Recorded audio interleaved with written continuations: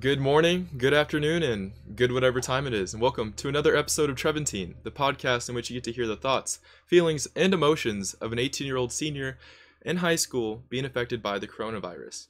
So, every day in the media, we see all sorts of stuff going around. We see news that contradicts with other news, and it seems as if journalism is changing, especially in today's day and age, whenever everyone has access to anything with what's in their pocket and their phones, and just having the ability to access all sorts of media in any time. So with the coronavirus, a lot of things have changed in the world of journalism. For example, this is my journalism project for my broadcasting class. Instead of having our daily show, which we do in studio in class, I'm here in my basement filming a podcast. So today with me, I have Mr. Porter from the Kansas City Star, a journalist. Mr. Porter, would you like to introduce yourself today? Yes, good morning, good afternoon. Thanks for having me, Trevor. I really appreciate it. My name is Toriano Porter. I'm an opinion writer and a member of the editorial board at the Kansas City Star newspaper. Right on. So let me just start with getting to know you a little bit. How did you get into journalism? Wow, man, you got to take me back to middle school days. Probably about the age of 12 or 13, I realized that I wanted to do something with writing, something with the newspaper. I have been reading the newspaper and watching news every day since I was maybe a seventh grade student. So when I got to college as a freshman at the University of Central Missouri, one of the first things I did was decide that I wanted to be a journalist. And I kind of just took that route. I gotcha. So you went to UCM for journalism, is that correct? Yes, I studied journalism and creative writing. I've always wanted to be a newspaper reporter and an author. So that's kind of what I'm doing right now. I'm kind of walking in that dream and just trying to make a difference, if that makes sense. What kind of a difference are you trying to make? You know, being from South St. Louis, and I was born and raised to a pair of high school dropouts, I was always considered at risk. And, I never subscribed to that theory. So, as you go along in life and you start discovering things about yourself, what I discovered that is more important things in life than success or selfish interests. Mm-hmm. And so the things that I like to do is get out and talk to young people such as yourself about the purpose and the passion behind journalism and how important it is to our democracy. I love that view, man. So, with COVID-19 going on, has journalism changed for you, or is it like harder to find stories? Is it? I would not necessarily say harder to find stories. Just everything is a little bit more challenging here. Like you, I'm working remotely now. Everything has changed over the course of the last 3 or 4 weeks. There's a new normal going on, and we're adjusting accordingly. But as you know, the news never stops, and our job is to still highlight and advocate for the voiceless in the community. Awesome. Let's see. So do you still have to go in to the KC Star to work on stuff, or is it all from home? It's all from home now. What we do, before COVID-19, we met every day at 9:30 in the morning, discuss what we're going to write as an editorial board, discuss ideas, and talk through them. Now we're doing that via Zoom, as we're doing now. We're doing it with technology. So we still have our 9:30 meeting. We still pitch our ideas. We still have to make those calls, make those emails, make those texts. The only thing that's different is face-to-face. We're not meeting face-to-face with our colleagues or our sources, which for me, I'm a news junkie and I love being around the newsroom. So that's been different, but I've adjusted over the last couple of weeks. Would you say it's more difficult, or is it almost easier working from home? No, for me, it's more difficult. For me, because I like being in the newsroom. I like being in the environment. I like being around my colleagues. I like being around the printing press. I like being surrounded by newspapers and ink, print, if that makes sense. So sitting at the house working for 8, 9, 10 hours a day is pretty mundane sometimes. Now, is it more just like phone calls or internet research for your accumulation? Everything is the same except for face-to-face interaction. So I'm doing the internet research. I'm doing the cold calls. I'm pouring through documents that are available online. I'm still making those requests for documents. So the only thing has changed is the face-to-face interaction. Everything remains the same. Gotcha. Would you say as a Justice. person, what was that? Uh-huh.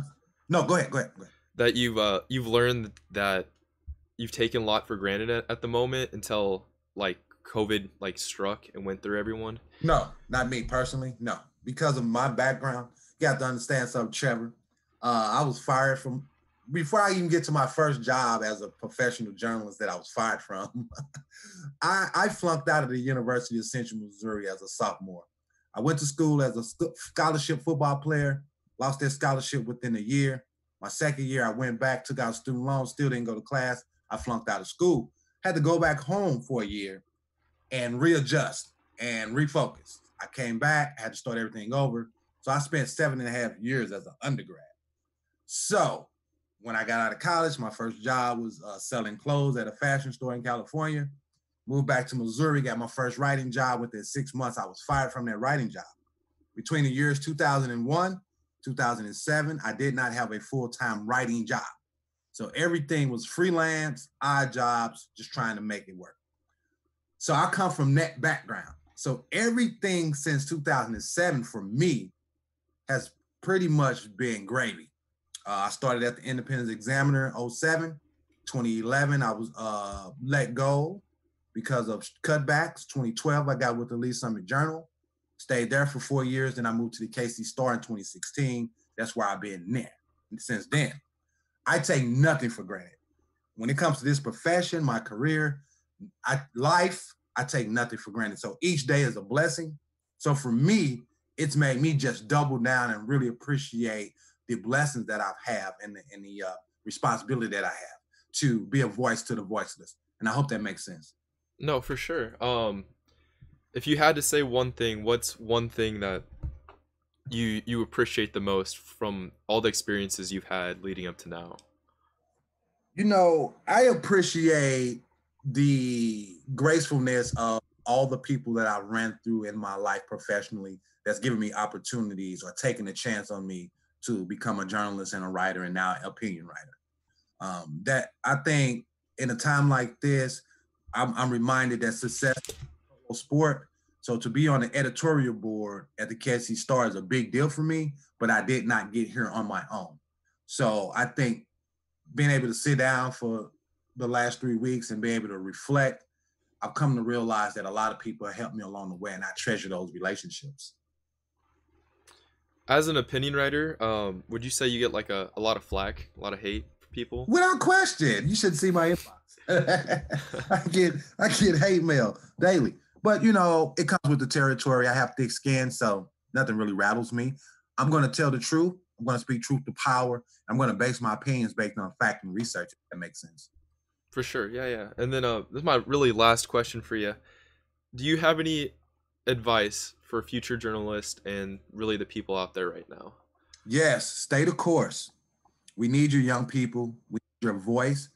You guys know more about what affects young people than persons of my age, I guess. I'm 45, about to be 46 in May, God willing. You guys are 17, 18, 19, 20. You are the future journalists. You have all these tools at your disposal. Use technology, as you can see right now, as you're doing. You're using technology as a way to tell stories and to get news out. Continue to develop those skills. You guys are the future. So I would say, if you are passionate about journalism as a young person, realize that there is a future in it. It's going to look different than maybe your grandma's or your dad's newspaper, but it's still important that we have people out here to tell unbiased and fact-based stories. Right on, man. Well, I appreciate you coming on today. Trevor, it's been really cool, man. Thank you for having me. Anytime. Maybe we can get you on another time coming up soon. Sounds great. I'm willing. Just let me know. All right. Appreciate it. Thank you. Thank you. And that was Mr. Porter from the Kansas City Star. I don't want to say that I'm kind of shocked that I got him, but I really am shocked that I got him. We had a broadcasting award ceremony that was done on Zoom, and he was on there. He was our guest speaker, and my broadcasting teacher was like, he's a really funny guy, you should try and contact him. And so I just sent him an email. His email went out, and I scoured for like a couple of hours actually. It was kind of difficult, and then I found out like the general format for the Kansas City Star emails for all those people. So I just plugged in that format with his name, and then it popped out as a real email. So I was like, let's go, and I snagged him. So I've been reaching out to some more bigger people in my community, not just my classmates. So hopefully we can get some more people that are willing to come on here and talk about just how COVID's been changing their life. As you can see, Mr. Porter, apparently not a lot has changed with him. We can see that, it's according to him, it's the same old thing. Just you don't have that in-person contact, and it was good talking to him. I feel a little bad personally that I didn't have well thought out questions or a lot more. I mean, I wrote a whole page of them, but he just burned through them. But it was still good to get that side of the story, get that information from him, and yeah, hopefully we can get some more people out there. But yeah, the world of journalism it's different, and I like his point of view where we have to keep these young people like me or any of my classmates still into it, because if we don't sell the news, we don't say the news, then the news really won't just be coming out. And biased factual stuff is what's going to survive. And I say that, and I was wearing a Reagan Bush shirt the other day, but I feel like there is no truly unbiased news, even though that's what I strive to do. And I read all my articles from the New York Times, the ones that I read on here at least, and then I get my news from all sorts of sources. And my job and my what I hope to do is to just combine all these different sources and put everything together, if that makes sense, and then give it out to you guys, give it out to the real news. I know coming up I have for my broadcasting project, on top of this, I'm doing our daily show, or like our show that we normally do but we can't really do anymore. And I'm just going to try and do the same thing that I used to do, just change it up so it makes sense with today's format. But yeah, that's really all I have for that first format, where I talk about how Corona is influencing us, affecting us. One thing I'd like to point out right here is I guess I subconsciously copied his outfit. I thought whenever we Zoom called, it would be like a video, but he didn't have his video on. I didn't want to like push him or anything to turn it on, so I just snagged up a picture. But yeah, I guess men of good style. But now, today, moving on, is our news segment where we talk about today's headlines from the New York Times. First headline we have is hospitals face severe shortage of critical supplies according to new government reports. Yeah, that's going to keep happening. There's going to be more and more people that are trying to get into the hospitals, and it's difficult. It says the U.S. death toll nears 10,000 people as hospitals run low on supplies. Yeah, we just don't quite have the infrastructure right now or the ability to keep up. If people are continuing to get sick and we haven't even reached the top of that curve, then nothing's going to happen. You know what I'm saying? Like, if we're going to keep climbing, we're going to keep running out of supplies. And since we're shutting down a lot of facilities and a lot of factories and places like that, we're not going to have these supplies that we need. And even though we're opening like presidential wartime acts to keep people going and keep getting the government involved with stuff like this, it's going to be difficult to reach the supplies quota and get the supplies that everyone needs in order to get through this. Next headline we have is the White House warns that White House warns that the week ahead will be the full of sadness as the U.S. death tolls will approach 10,000 people. Yeah, a lot of people aren't really taking this as seriously as they should. I saw that the CDC announced the other day that they are going to recommend masks even if you're going to like the grocery store.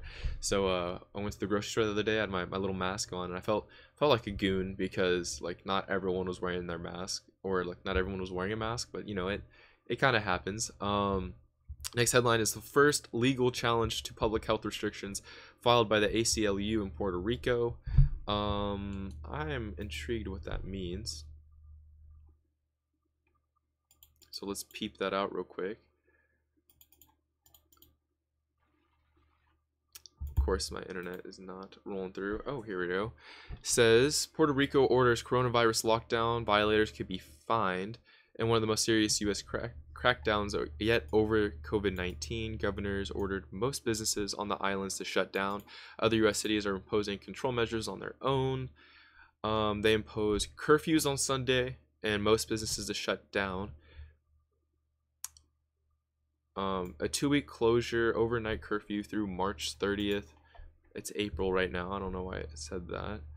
But yeah, I guess they're starting to close down places more, which I'm surprised personally the United States hasn't done that yet. We've done that whole shelter in place thing, but there's still like fast food places open. I'm surprised they haven't shut those down. All the like DoorDash, all those kind of food services, I'm surprised they're still around. Like, I understand people need food, but if you can go to the grocery store and buy food, I don't understand why. I mean, I understand that groceries may be expensive and they may be pricey, but at the same time, you don't have to order all your food from DoorDash. You know, it's a hit or miss. It's whatever you want to do and however you play your life. But personally, I don't understand that. Our next headline is Wall Street begins this week on an upbeat note. It says Wall Street stocks opened up about 4% as investors looked to signs that the virus outbreak was peaking in some of the world's worst hit places. That's great. People are starting to invest their money back into the stock market. And, you know, I think with all the media out there, all the people that have their own podcasts, all the people that they listen to, like Joe Rogan or the news, everyone's trying to say that you should invest now. And, you know, I think a lot of people are going to start listening into that. People are going to use applications like Robinhood. They're just going to use live stocks, and then not live stocks, but like stocks live, and then actually start investing stuff into the stock market. And it's just going to keep rising from there. I'm no economist or anything, but, you know, from my podcast of Jackson Crop the other day, people just need to keep their money in their banks. People need to invest their money when it's low, and, you know, keep it going, because though right now at this moment life isn't the same as normal, it could eventually return. And I've seen so many articles out there. This is what blows my mind also, is that they say that the world might not change, like go back to normal, which is very true, very possible, but that's a scary thought to see, you know, to think that life might be a little different in the future than it was a year ago, you know. And it's one of the terrors of this coronavirus going on. Next headline is Japan will declare a state of emergency as the virus surges in Tokyo and other cities. You have major populated places that are very condensed like that. Of course, corona is going to surge. It's going to go up. It's going to go down. You know, I think this is my personal thought, is I don't know how we can reach the top of this peak, and then we start going down, and we start like unlifting or like taking away restrictions, that I don't understand why I wouldn't peak back up again. You know what I'm saying? Because what's stopping people, unless all the people that get it, who don't pass away sadly, and they get all these antibodies, move on, then it's like that thing where, would people get it anymore? I mean, we don't really know. We don't even have a vaccine for it yet. I mean, we have a vaccine, but it's still going through trial. It's not approved by anyone yet, but it's one of those interesting things. The next headline is debate rules. White House over an untested drug the president insists on promoting. We've all been hearing that drug that Donald Trump's been posting or promoting about, and it, like, hasn't been announced or anything qualified from the New York Times, or not the New York Times, from the CDC or from the FDA. But, you know, he's going to promote it. He you know, he doesn't have, I guess, really restrictions on his Twitter, you know, and he can just kind of tweet whatever he wants, and we've seen that throughout his presidency. And, you know, he's going to keep promoting this drug even though it hasn't been treated or tested right. So what are you going to do about that? And our last headline for today is Prime Minister Boris Johnson of Britain is hospitalized for coronavirus treatment. Boris Johnson's now in the hospital because of the coronavirus. And yikes, bro, that's crazy. And that's concerning to see whenever you see, you know, big prime ministers, big people in the limelight like this getting hospitalized. We saw that with like Tom Hanks, even though he's not like a politician or anything, but we saw that with Tom Hanks, and we saw that with like other people. I saw yesterday that Pink announced that her she tested positive and she like recovered fully from it, so that's good for Pink. But it's crazy to think that we're not all immortal. We see people, all these big names, all these big popular people get it, and then it's just like no big deal, you know, because I mean, obviously they have the money, but they'll recover. But it truly shows how fragile life is and how anyone could get the coronavirus, and it's not the specific people or anything. It's everyone. That's why we need to play our part in slowing down this curve and not, you know, expanding it even further. But yeah, that's about it for today's headlines. Now we can talk about what I'm doing today. So this morning I woke up about 7, laid in bed about 7:15. That's when I finally got motivated. I got up, went on a little run. It was like a 3-mile run at the 10-minute pace. I'm not a fast runner. I just like to think I'm burning calories. Then I made a protein smoothie. I made a breakfast burrito. That was really good. 2 eggs, salsa, cheese, and a tortilla. Can't beat that, dude, especially on a Monday morning. But then after that, I hit the books a little bit. I did a couple of my assignments. Today seems like a pretty light day. I might watch some movies. I think I might start Game of Thrones today. I don't know. My parents kind of have the whole thing bought, and I've just never watched it. So I might, you know, dip my toes in the world of that. But first, I'm going to finish Tiger King. I have like 3 more episodes left. So like that's 3 hours of my life. But you know, I think I'm going to finish Tiger King. I'm on episode 4 or 5. And it's that's a wild show, man. Like I don't even know how to explain it. It feels like there's just a bunch of stories into one episode, and that one episode's focused about one person.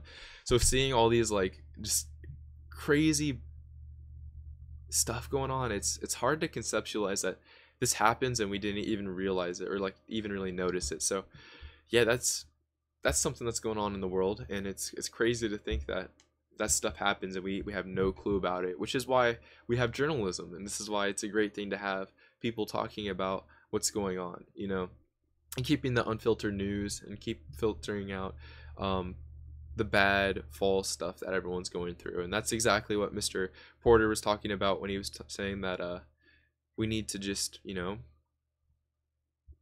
keep our youth going with journalism and allow them to express themselves through telling the news. And whenever I went to Washington, D.C. for the JEA National Journalism thing, that was very unprofessional. It was the high school journalism convention thing. What we did is we took a bunch of classes and we got to meet a lot of people, and I met a lot of people, and I mean I added them on social media. I'm still in touch with a few of them, and it's super crazy to think, dude, that people are have the same passion as me. And I guess it's more wide, like eye-opening once you see it in person or see it on like online. There's this guy, I think his name's Riley Smith. He's a photographer, and I met him out in DC, and we shared some portraits and like journalistic stuff. But I'm following him, and I just love all the work he's doing. You know, he's going around downtown Portland and taking pictures of just like the abandoned airports, the subways, the streetcars, everything not being like used, and he's publishing it. And it's like that's a great thing because he is showing and keeping I guess a segment of the world that this is what it's like right now. And this is why I want to do this podcast. And it's like I can tell my thoughts, I can tell my feelings and opinions, and I can express what we are feeling, what I'm feeling at least in this moment. And if someone could go back and look at this, that'd be fantastic. Personally, in this moment, I'm not too worried about this blowing up or anything, but even though it'd be nice, I do this more for the history part. I'm a huge history nut, and I love history. And I think it's one of those things, much like how all the World War I letters that people are still reading through. I think it's just you can learn so much from a person and people from stuff like this. And you know, if after the coronavirus or this COVID-19 happens, I can go back from this 20 years later, listen to what I was thinking. I can be like, wow, I was really dumb, which half the stuff I'm saying is probably not even semi-intelligent, you know, but it's still the thoughts and feelings of what's going on at this moment. So this is why I really love doing this podcast. But yeah, after this podcast, I'm gonna do some more schoolwork. It was starting to like mist out here today, and it was very interesting. It was very odd because it wasn't raining, but the ground was wet, and it wasn't like super misty where I could like feel it all over me. But it was a strange time. But yeah, I'm gonna do some homework, finish Tiger King. What else am I doing? Maybe watch some Game of Thrones. I've been streaming a lot more, so I might go stream some more Animal Crossing. I could just do that daily. I don't know what time, just sporadically whenever I feel like it, I guess. But yeah, that's about it for today's episode of Trevantine. Tomorrow, who do we have? I think we have an exciting guest tomorrow, so we'll just have to wait and check that out tomorrow. I'm gonna try. I'm reaching out to way more people, man. I'm gonna get hopefully my old government teacher in here. I want to talk to him. My calculus teacher. A couple guys from Supplement Superstore. I'd love to get them in here and talk about just small business. I mean, they're not a really small business, but just talk about business in times of Corona and what they've had to change and what they've had to do. So I will send out a couple emails, and I just I want to keep this going. And I like getting more and more people to talk to. Like Mr. Porter today, he had great stuff to say. So yeah, I'm glad, I'm blessed to say that I can do this every day, even though it might not be the most professional, it might not be the best quality content out there. I'm trying to make it the best. Pretty soon in the mail. When I say pretty soon, I mean like another month.